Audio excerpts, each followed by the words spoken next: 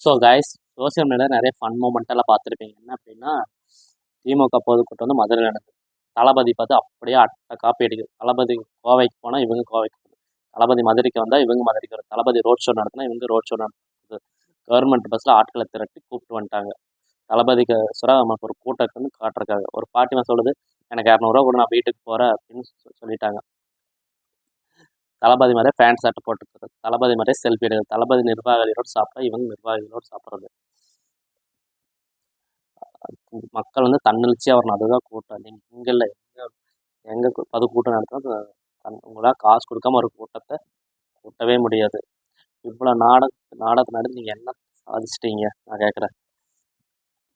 உங்களையே நாடக கோஷ்டின்னு சொல்கிறது இதனால தான்.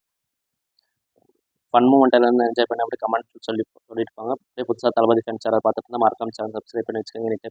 பாலிடிக்ஸ் நம்ம சேனல் தொடர்ந்து வரும்.